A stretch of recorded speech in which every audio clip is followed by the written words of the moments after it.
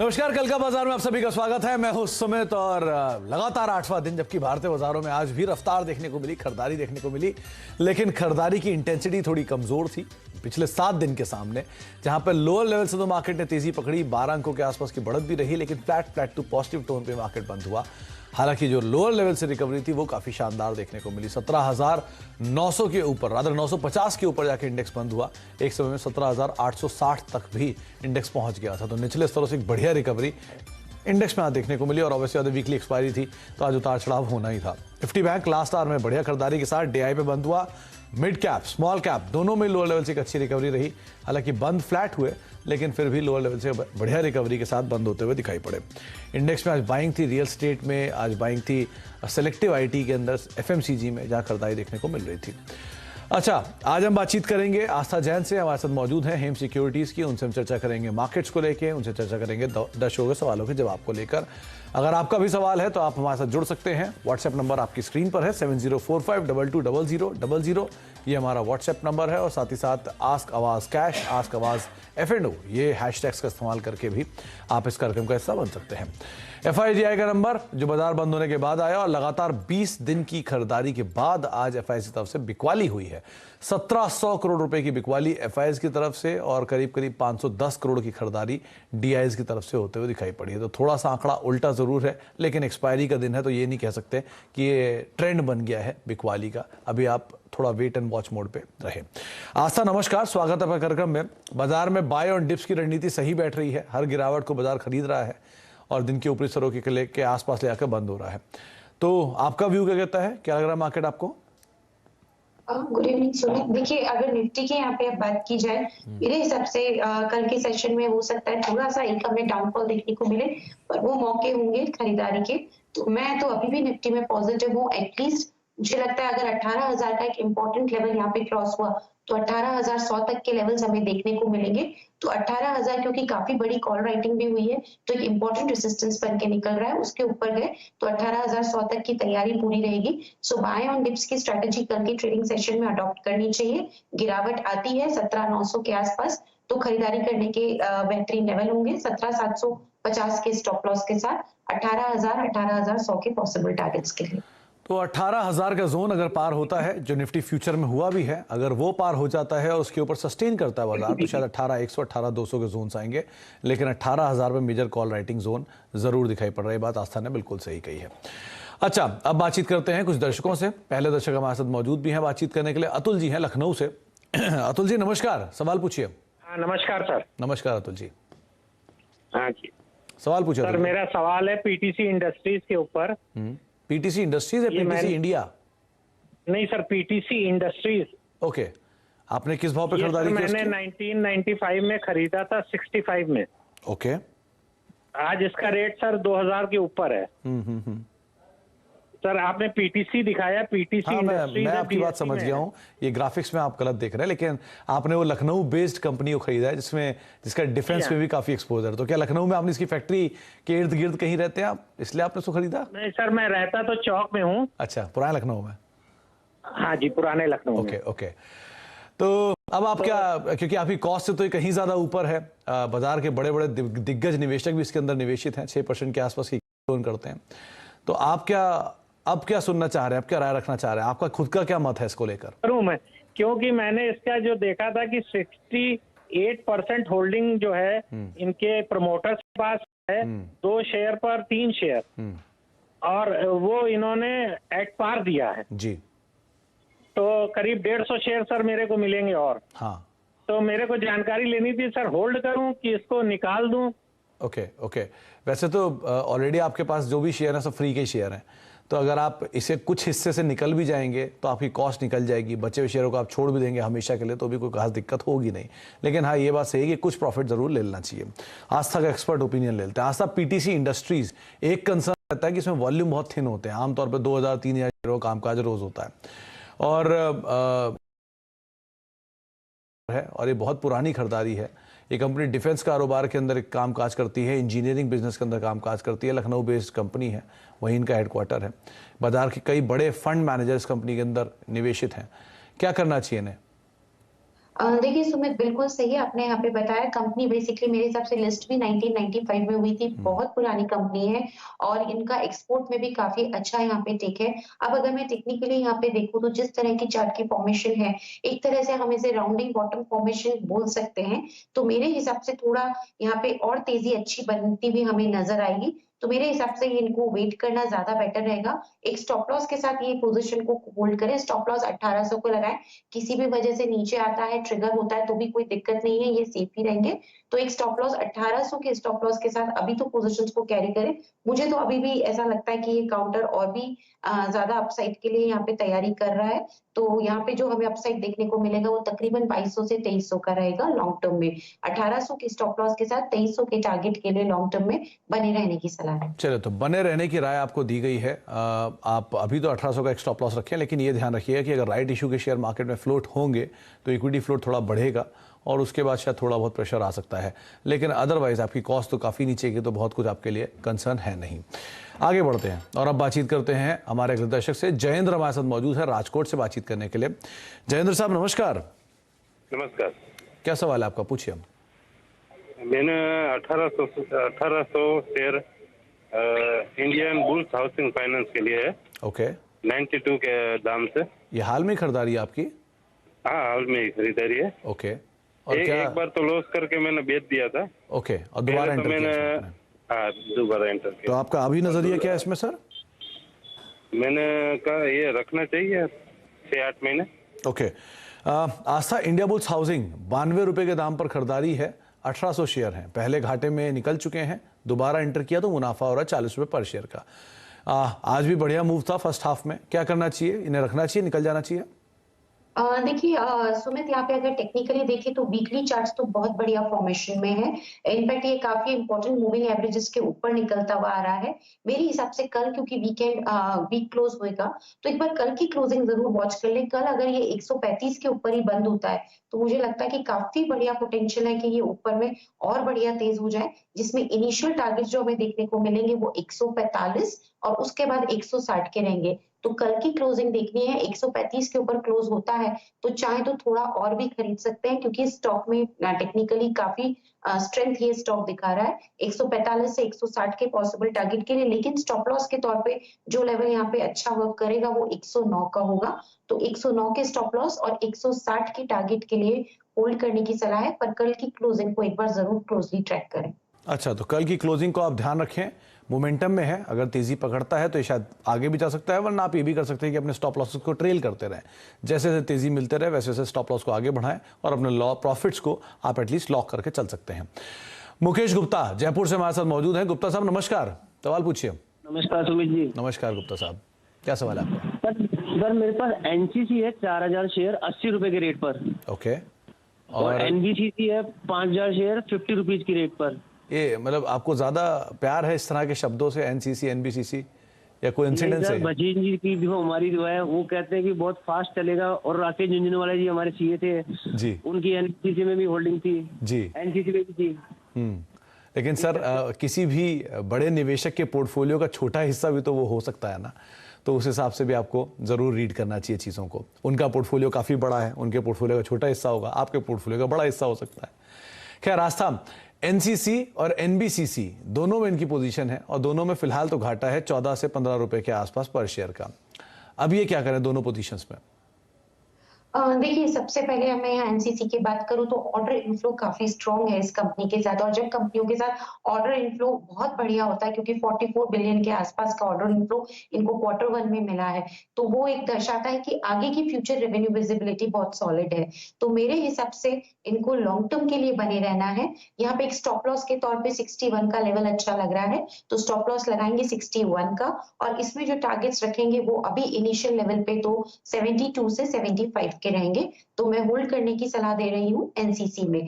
दूसरी तरफ एनबीसीसी की भी इन्होंने यहाँ पे बात की है। एनबीसीसी की भी ऑर्डर बुक काफी बढ़िया है और 620 बिलियन के आसपास का है जहां तक मुझे ध्यान आता है, जो एक बढ़िया ऑर्डर बुक यहाँ पे दिखाती है। तो दोनों ही कंपनियां यहाँ पे बहुत बढ़िया लगती हैं मेरे हिसाब से। लॉन्ग टर्म के लिए एनबीसीसी भी अच्छा है, अभी इनको रखना है।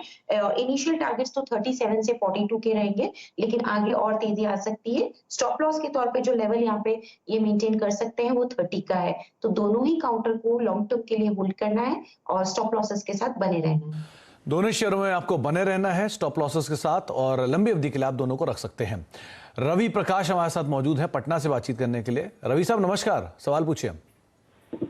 नमस्कार सर। एक्चुअली मैंने डिक्सन टेक खरीदा था 14 शेयर 3599 के भाव पे। शॉर्ट टर्म के लिए मेरा नजरिया है, इस पे आपकी क्या राय है? आप मैं होल्ड करूं या फिर इसको सेल कर दूं?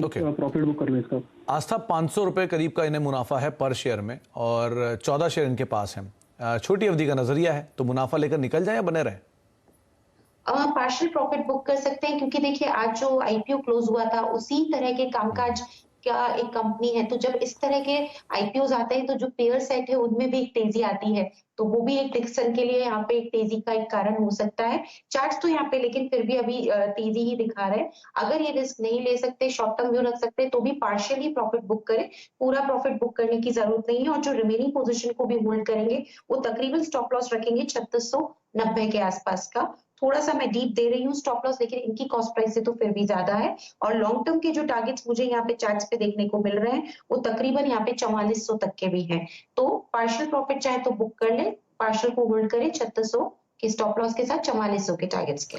3600 का स्टॉप लॉस, 4400 का टारगेट, पार्शियल प्रॉफिट बुक करें, ये आपको रणनीति बताई गई है आस्था की तरफ से। सुदीप मंडल साहब हमारे अगले दर्शक हैं, दिल्ली से मौजूद हैं। मंडल साहब नमस्कार, सवाल पूछिए। जी नमस्कार सर। नमस्कार सुदीप जी। सर मैं IRCTC का 945 करके 100 शेयर लिया था ट्रेडिंग के लिए। ओके। तो उसका बाद काफी नीचे चला गया सर, अभी उसको क्या करना थोड़ा कंफ्यूज हो रहा हूँ सर। तो सुदीप सर, आपने जब ट्रेडिंग के लिए लिया तो कोई स्टॉप लॉस नहीं लगाया था?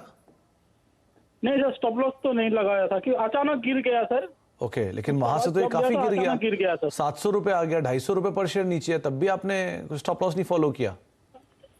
जी सर, अभी उसमें इन्वेस्टमेंट तौर पर रख दिया हूँ सर, जब बाद में बढ़ेगा तो फिर ये करेंगे। चल, लेकिन सुदीप सर आगे के लिए ध्यान रखिए, कभी भी ट्रेडिंग का कोई शेयर हो तो ट्रेडिंग के लिहाज से उसे देखिए, इन्वेस्टमेंट का शेयर हो तो इन्वेस्टमेंट के लिहाज से देखिए, दोनों में अंतर पहले से ही बना के रखिएगा। अच्छा आस्था, आप क्या करें? IRCTC आज तो बढ़िया चला है, 6% के आसपास ही तेजी थी, वो असेट मोनेटाइज करने की बातचीत है इनकी, डिजिटल असेट जो है। 714 रुपए का मौजूदा स्तर है, 230 रुपए का घाटा है, क्या करें? मेरे हिसाब से देखिए ये एक लॉन्ग टर्म बेट ज्यादा है सुमित, रादर देन ट्रेडिंग बेट, क्योंकि इनके रिजल्ट्स भी ठीक ठाक थे।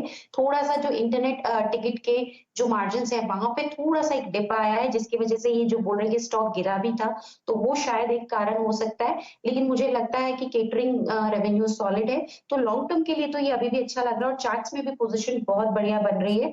कल भी अगर ये मेरे हिसाब से 715 के ऊपर अगर क्लोज करने में कामयाब हो जाता है तो बहुत अच्छे चांसेस है कि ऊपर के लेवल ये दिखाए। इसलिए बिल्कुल अपनी पोजीशन को यहाँ पे कंटिन्यू करिए। थोड़ा सा ही ट्रेडिंग का कॉल है, लेकिन मैं लॉन्ग टर्म पर्सपेक्टिव से बने रहने की सलाह दूंगी। और जो इसमें ये चाहे तो एक स्टॉप लॉस रखेंगे 630 का, इनिशियल टारगेट रहेंगे यहाँ पे 775 के आसपास, लेकिन और भी ज्यादा तेजी आ सकती है। लॉन्गर टर्म में ये कॉल को चेंज कर लें ट्रेडिंग की बजाय, तो मेरे हिसाब से रिटर्न ज्यादा अच्छे मिलेंगे।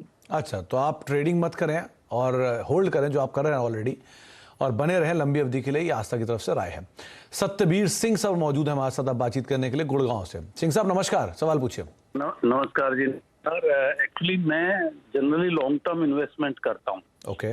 ट्रेडिंग नहीं करता हूँ। और ये टेक महिंद्रा मैंने लिया था, साल से ज्यादा हो गया, और 1836 तक देखा मैंने, बट वो गिरना शुरू हुआ, मैं सोचा शायद वापिस आ जाएगा, and I did not keep any stop loss और समथिंग। ठीक है, शुड आई कीप इट और एग्जिट, और you know what is your? तो सिंह साहब अभी भी आप लंबी अवधि के निवेशक है ना? हाँ जी, हाँ जी। चल, तो फिर ये तो टॉप 5th कंपनी है आईटी की, टॉप 5वीं सबसे बड़ी कंपनी, तो घबराने की तो ऐसी कोई बात है ही नहीं इसमें फंडामेंटल के तौर पे। लेकिन हाँ, भाव के तौर पे अब क्या सिचुएशन है वो आस्था से पूछ लेते हैं। आस्था, आईटी शेयरों में भारी बिकवाली आई और उसमें टेक महिंद्रा भी अछूता नहीं रहा। 40% तक ये सेक्टर के शेयर टूटे हैं, अलग अलग सेक्टर ही इनफैक्ट 20 से 25% टूट गया। तो क्या करें अब? ये 1080 पे नहीं खरीदारी, 1080 पे खरीदारी है, 1100 रुपए का मौजूदा स्तर है, हायर लेवल देखे हैं, दोबारा देखेंगे क्या? देखिए इस स्टॉक में एक चीज थी कि जब ये नतीजे आए थे तो हमने देखा था मार्जिन में प्रेशर आया था, और वो बिल्कुल across the board weak phenomena चला था, क्योंकि वहां पे वेज हाइक्स भी हुए थे। तो 2-3 कारण थे जिसकी वजह से। लेकिन जिस तरह से ये कंपनी आगे जाते हुए इन्वेस्टमेंट्स कर रही है 5G में, ऑटोमेशन में, मुझे लगता है कि बढ़िया ये इनको फायदा होता हुआ नजर आएगा लॉन्ग टर्म में। अब करना क्या है, जितने की इन्होंने खरीदारी करी है 1080, उसी का चाहे तो एक बार स्टॉप लॉस लगा लें, लेकिन पोजीशंस को मेंटेन करें 1195 से 1200 के इनिशियल टारगेट्स के लिए। तो आप बने रहने की राय आपको दी गई है सिंह साहब, और बढ़िया फंडामेंटल है, सिचुएशन भी अच्छी है, एक्सपैंड भी कर रहा है, आईटी रिबाउंड करेगा तो ये भी घूम जाएगा, तो आप आराम से बने रहे, ज्यादा बेटर रहेगा। बातचीत करते अगले दर्शक से, हमारे साथ वीपी गुप्ता है देहरादून से बातचीत करने के लिए। गुप्ता साहब नमस्कार, सवाल पूछिए। नमस्कार। नमस्कार। मेरे पास इंजीनियर्स इंडिया लिमिटेड के 400 शेयर है। किस भाव पे? और 61 रुपए पे मैंने लिया था ये, और मैं इसको लॉन्ग टर्म में क्या होल्ड करता हूँ, स्कोप है इसमें कुछ? ओके, आस्था इंजीनियर्स इंडिया लिमिटेड 400 शेयर हैं 60 रुपए के दाम पर, मोर लेस 68 रुपए का मौजूदा स्तर है। नजरिया लंबी अवधि का है, क्या बने रहें, किसी और में जाएं, क्या करें? मेरे हिसाब से बने रहना ज्यादा अच्छा यहाँ पे एक ऑप्शन रहेगा, क्योंकि कंपनी फंडामेंटली काफी ज्यादा सॉलिड यहाँ पे मुझे लग रही है, और जो केपेक्स साइकिल पिकअप हो रहा है ये एक मैक्रो फैक्टर है जो इन सब कंपनीज के लिए बहुत पॉजिटिवली यहाँ पे वर्क कर रहा है, तो कंपनी को इसका बिल्कुल बेनिफिट होगा। अब अगर मैं यहाँ पे स्टॉप लॉस और टारगेट्स की बात करूँ तो चाहे तो ये 61 रुपए जो कि इनकी खरीद का प्राइस है, या तो उसका, नहीं तो 64 रुपए का भी स्टॉप लॉस रखेंगे तभी भी एक अच्छा स्टॉप लॉस माना जाएगा। तो 64 के स्टॉप लॉस के साथ अभी तो अपनी पोजीशंस को कंटिन्यू करें। मेरे हिसाब से यहाँ पे जो टारगेट्स हमें देखने को मिल सकते हैं इनिशियल लेवल पे, वो 74 से 78 के रहेंगे। 74 से 78 ये इनिशियल लेवल के टारगेट रहेंगे, और आपके लिए राय आस्था ने रख भी दी है। फटाफट आस्था के साथ एक रैपिड फायर करते हैं और ज्यादा से ज्यादा सवाल लेते हैं। आस्था, पहला सवाल है प्रदीप का है, इनके पास बैंक ऑफ बड़ौदा के 5000 शेयर हैं 105 रुपए के दाम पर, क्या करें? जी बिल्कुल, बैंक ऑफ बड़ौदा को अभी तो इनको होल्ड करना है स्टॉप लॉस के साथ, जो तकरीबन मेरे हिसाब से इन्होंने 105 का बोला है, तो 120 का स्टॉप लॉस लगाएंगे तभी भी फायदे में निकलेंगे। तो 120 के स्टॉप लॉस के साथ बने रहने की सलाह है। पॉसिबल टारगेट यहाँ पे जो होगा 130 का रहेगा। पराग अशर पूछ रहे हैं, इनके पास आरबीएल बैंक है 127 के दाम पर, 1170 शेयर, क्या करें? जी बिल्कुल, आरबीएल बैंक में तो अभी यहाँ पे बने रहना है। स्टॉप लॉस रहेगा तकरीबन 97 के आसपास, और इसमें जो टारगेट रहेगा वो तकरीबन 114 का रहेगा इनिशियल। अनुपमा सिंह का सवाल है, किर्लोस्कर फेरो को लेकर 220 रुपए के दाम पर खरीदारी है, 750 शेयर है, छोटी अवधि का नजरिया है, क्या करें? मेरे हिसाब से ये आने वाले कुछ समय में 260 से 240 के बीच में घूमता हुआ नजर आएगा। 240 के स्टॉप लॉस के साथ बने रहे, 265 से 270 के टारगेट्स के लिए। लक्ष्य जी पूछ रहे हैं कि इनके पास ब्राइट क्रोम ग्रुप के शेयर हैं 168 150 रुपए के दाम पर, क्या करें? जी बिल्कुल, ब्राइट कॉम ग्रुप में अगर देखा जाए तो यहाँ पे बढ़िया तेजी बन रही है, इस काउंटर पे बने रहना है। इनका स्टॉप लॉस जो रहेगा वो 38 के आसपास रहेगा, और इसमें जो टारगेट रख सकते हैं वो 57 का रहेगा। गौरव जी ने सवाल पूछा है, इनके पास यूनाइटेड ब्रीवरीज की 1740 की कॉल है, 23 रुपए के दाम पर ये कॉल इन्होंने ली है, अगर आप ट्रैक कर पाए तो क्या करें? सुमित, हम दूसरा क्वेश्चन ले सकते हैं, मैं चार्ट खोलती हूँ तब तक ऑप्शंस का। ओके, अमित मोंका साहब पूछ रहे हैं कि इनके पास अदानी ग्रीन एनर्जी के 100 शेयर है 2300 रुपए के दाम पर, क्या करें? जी बिल्कुल, अदानी ग्रीन में बढ़िया तेजी और भी ज्यादा हमें देखने को मिलेगी। स्टॉप लॉस लगाएं 2200 का, टारगेट इसमें रखेंगे इनिशियल 2380 और उसके बाद 2430। ओके, यदवेंद्र प्रताप सिंह, इनके पास आरएचआई मैग्नेसिटा के नंबर्स के शेयर्स हैं, 100 शेयर हैं करीब करीब 500 रुपए के दाम पे। ये कंपनी के अभी रिसेंटली नाम भी बदला है, क्या करें इसमें? बहुत सॉलिड फंडामेंटली कंपनी है और टेक्निकली भी अच्छा लग रहा है। स्टॉप लॉस के साथ बने रहे, 530 का लगाएंगे स्टॉप लॉस, टारगेट इसमें रखेंगे 600 के आसपास का। ओके, पीयूष जी पूछ रहे हैं, इनके पास मुथूट फाइनेंस के शेयर हैं 1200 रुपए के दाम पर, 50 शेयर, 1 साल का नजरिया, क्या करें? साल भर का नजरिया है तो होल्ड करें, पर तैयार है, थोड़ी वीकनेस देखने को मिल सकती है। 1000 का ही स्टॉप लॉस लगाना है जिसकी की खरीदारी लेवल है। ऊपर में एक बार 1210 के लेवल्स हमें देखने को मिल सकते हैं। जाते आते नवनीत जी का सवाल, इनके पास सीडीएसएल के शेयर हैं 1440 रुपए के दाम पर, क्या करना चाहिए? जी बिल्कुल, सीडीएसएल की बात करें तो अभी तो यहाँ पे बने रहना है, लगाएंगे स्टॉप लॉस 1150 का। मेरे हिसाब से इनिशियल टारगेट इनको 1430 और 40 के ही देखने को मिलेंगे, जो कि इनकी खरीद के प्राइस। चलिए, बहुत बहुत शुक्रिया आस्था हमारे साथ मौजूद रहने के लिए, सभी सवालों पर फटाफट अपनी राय रखने के लिए, बाजार पर हमसे बातचीत करने के लिए। तो कल का बाजार को भी समेटेंगे, ब्रेक के उस पार खबरों का सिलसिला लगातार बना रहेगा।